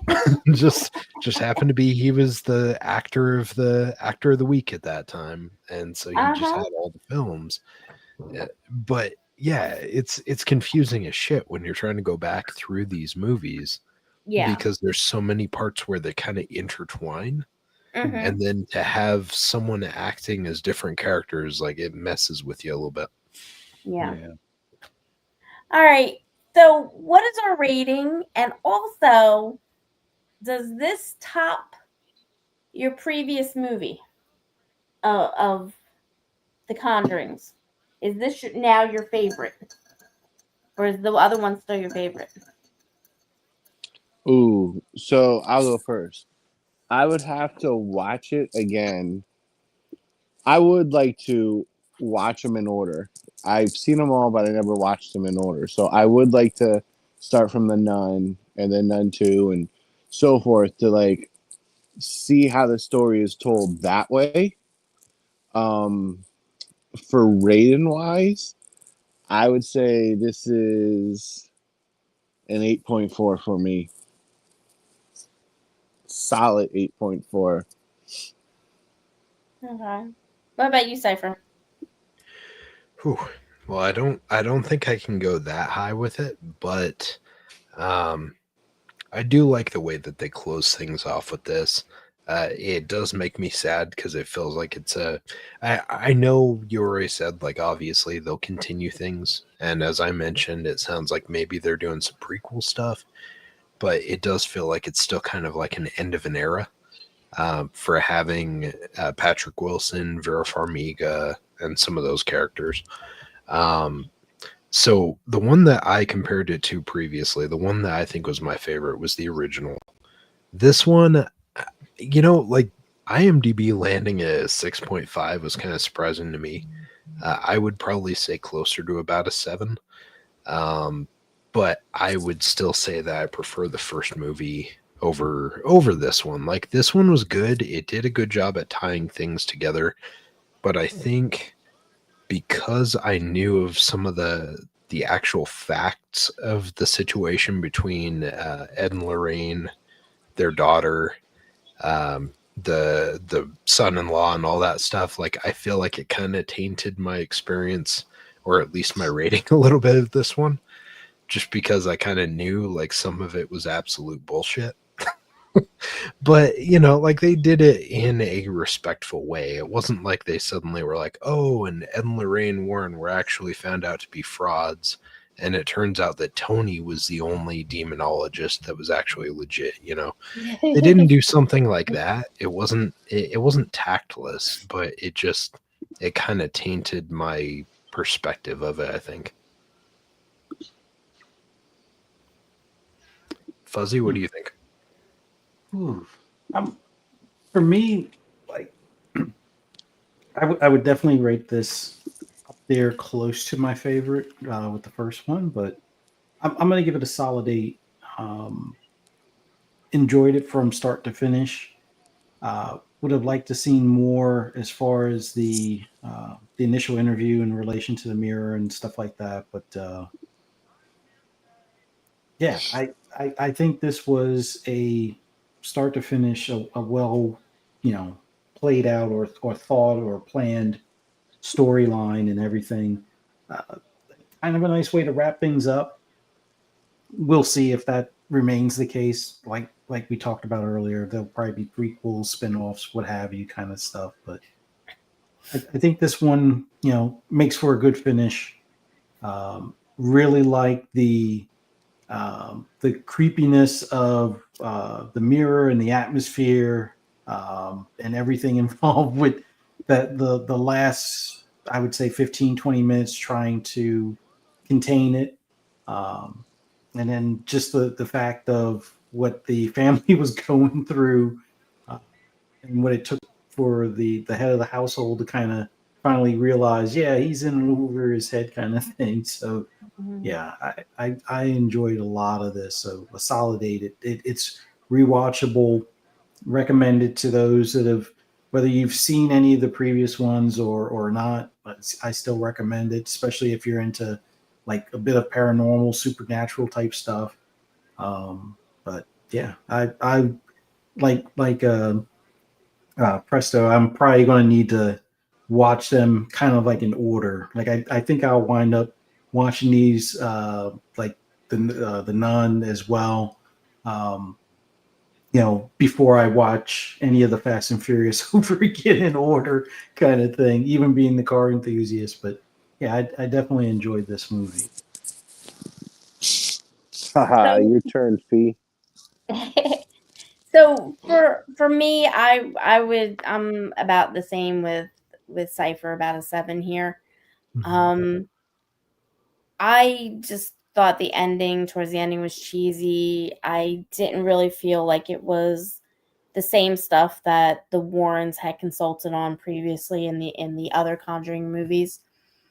I think it just started to go too much on the focus of the Warren family rather than the Smurl family, which was even when the other Conjuring movies where, you know, the Warrens became the focus of it, it was still a connection to where the starting point was, especially in um the last one before this one, The Devil Made Me Do It or whatever. That had a realistic connection to me on why the Warrens were the target at that point. Um, because it was a cult and everything. So that just it made it really disconnected for me. I don't think it was, a strong enough connection with the daughter being a stillborn and then coming back to life and all this other stuff. Um, I will say this.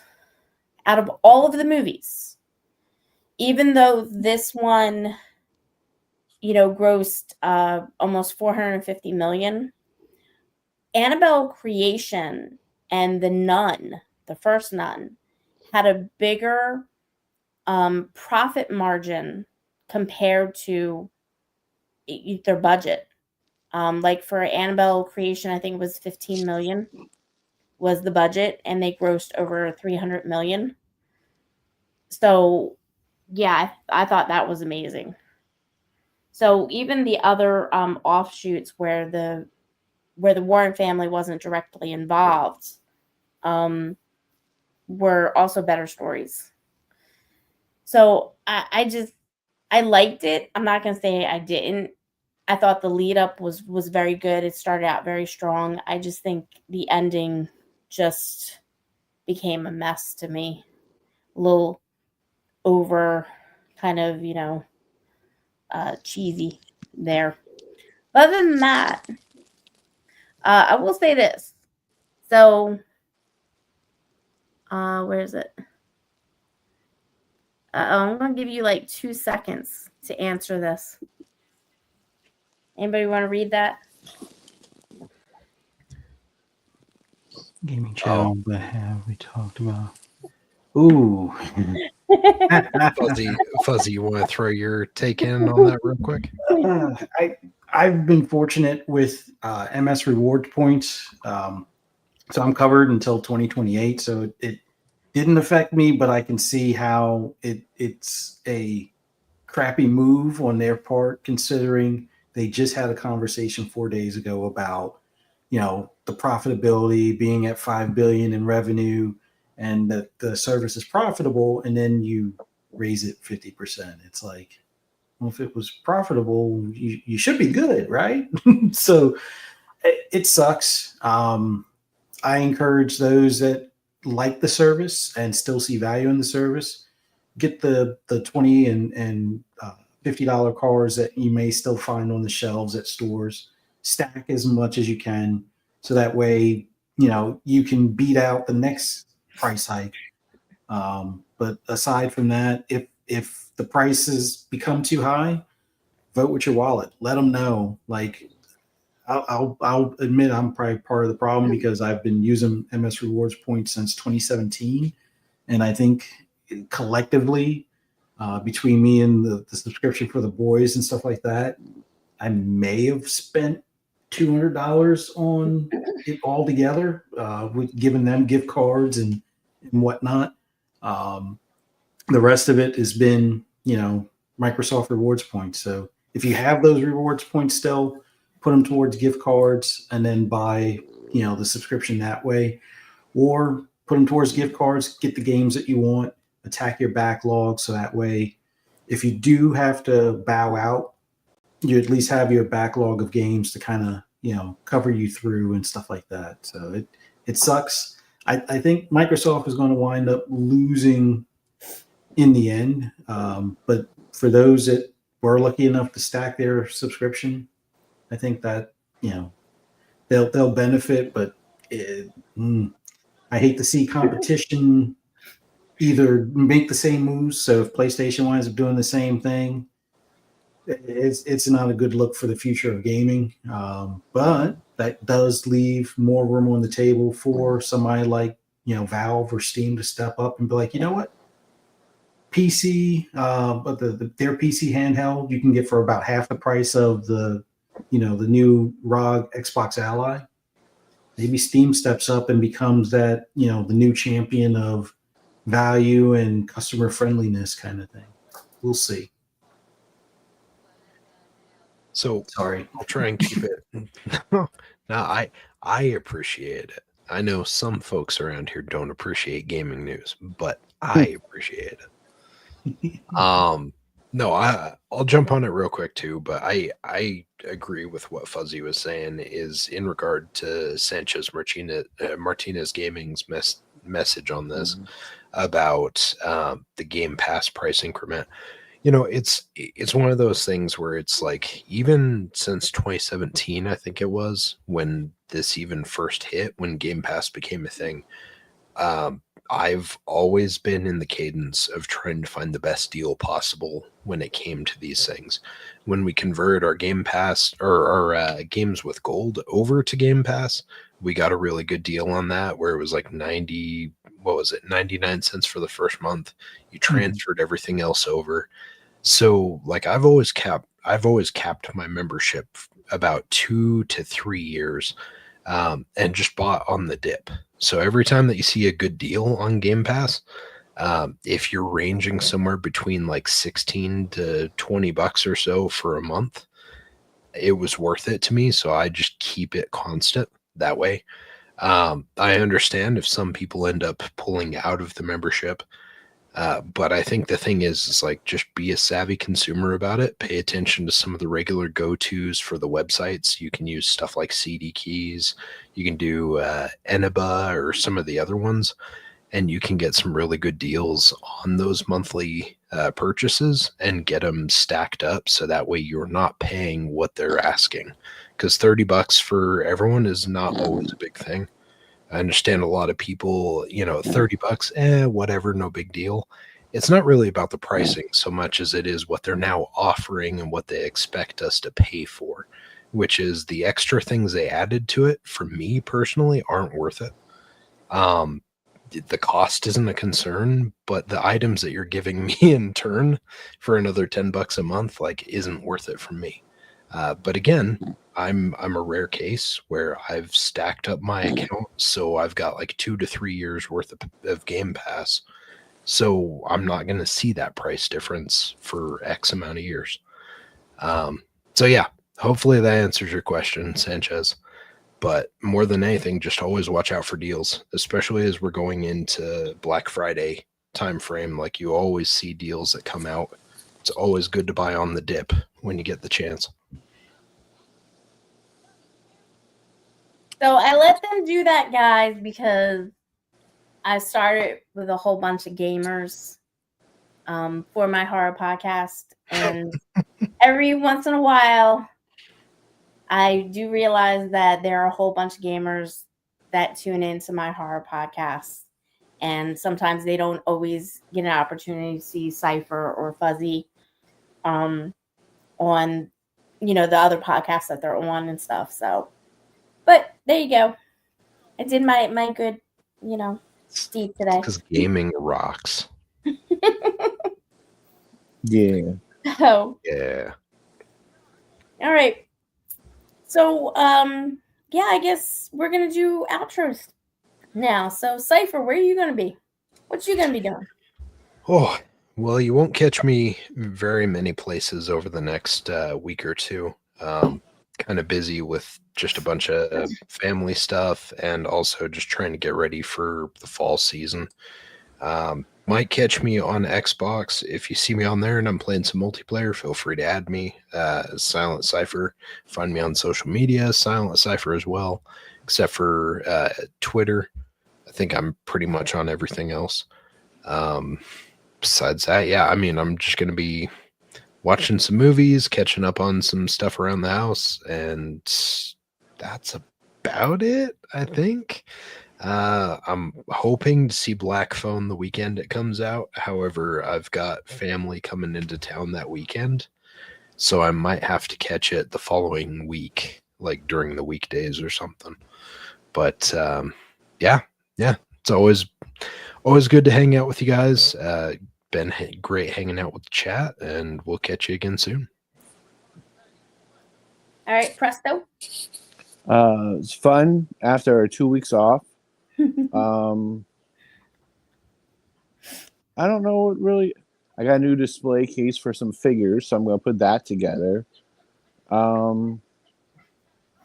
Just kind of laying low with the concerts and our trip coming up. Just trying to relax a little, just watch movies, baseball, postseason's happening, go Phils, football season's back, go Eagles. So it's just a fun time to be a sports fan again, especially if you're a Philly fan. So, yeah, that's all I'm really going to be up to, I guess.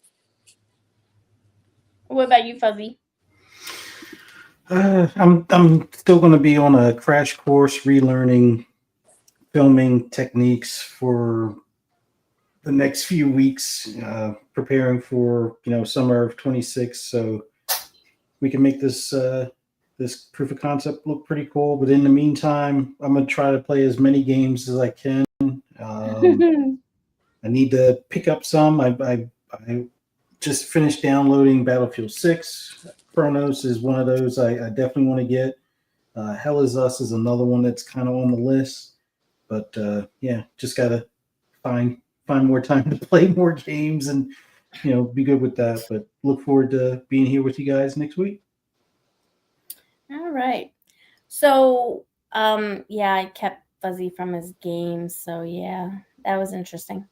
So we have an event to go to on December 10th, Astral Paranormal at the Everett Theater. In case anybody wants to go, tickets are only $15. It's in Middletown, Delaware.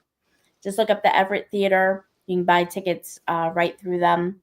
I will post a link as well for that, or you can go to the Astral Paranormal interview that we did. That's another place. I'll probably post it on Facebook and Instagram and Twitter. We still call it Twitter, and Blue Sky as well. But that is actually next Friday.